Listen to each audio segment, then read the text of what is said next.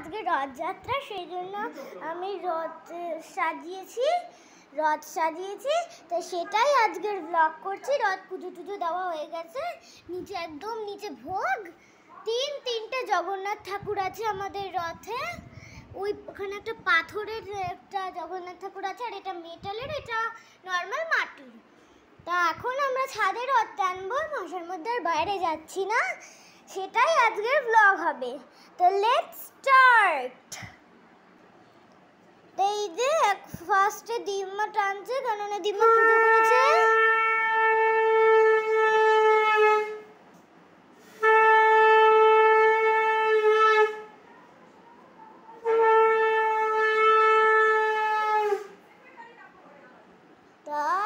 এই যে রথ বের করা হয়ে গেছে, এবারে আমি ছাদে টানবো ঘুরিয়ে ঘুরিয়ে।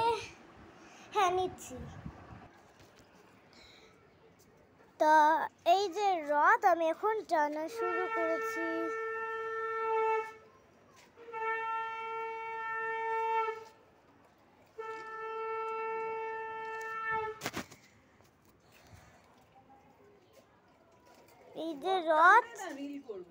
এই যে রথ টানছি, দড়িটা পিঙ্ক কালারের দড়ি, আমি ধরে টানছি আস্তে আস্তে, ক্যামেরাও ধরে আছি, রথও টানছি। তা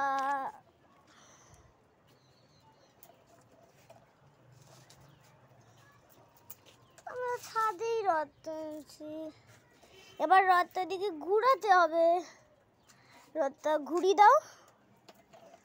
রথ বার করাটা হলো, তারপরে দিম্মা প্রথমে টানলো, তারপরে এবারে আমি টানছি ছাদে।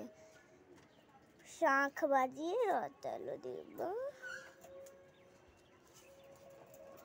তা আবারও দেখা হচ্ছে কিছুক্ষণ পরে, রথ টেনে প্রসাদ টোসাদ খেয়ে। তাহলে বাই বাই এইটুকুনি টাইমের জন্য। এই যে রথ টানা হচ্ছে, এখন অবধি রথ টানা হচ্ছে, এখন অনেকগুলো ভাবে এদিক ওদিক করবো, তারপরে মিষ্টি টিষ্টি সব ভোগ টোগ খাবো, রথ আবারও ঘরে চলে যাবে। তারপরে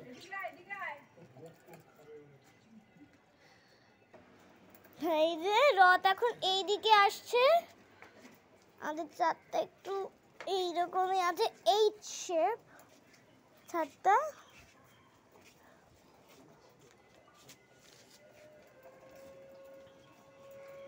এদিকে একটু বেশি জঙ্গল আছে, রথটা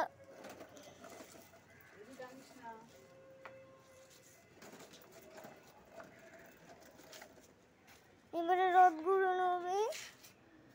খুব মজা লাগছে রথ টানতে আজকে। আচ্ছা, জগন্নাথ ঠাকুরকে একটু দেখিয়ে দিন। ছবি তুলছে তো। তাই যে জগন্নাথ ঠাকুরকে একটু দেখিয়ে নিই। তাই যে আমি জগন্নাথ ঠাকুরের মুখটা আর একবার দেখিয়ে দিলাম, জগন্নাথ ঠাকুরের মুখটা। আবারও দেখা হচ্ছে ওই পাশে গিয়ে। তো এখনকার মতো রাখছি, বাই বাই।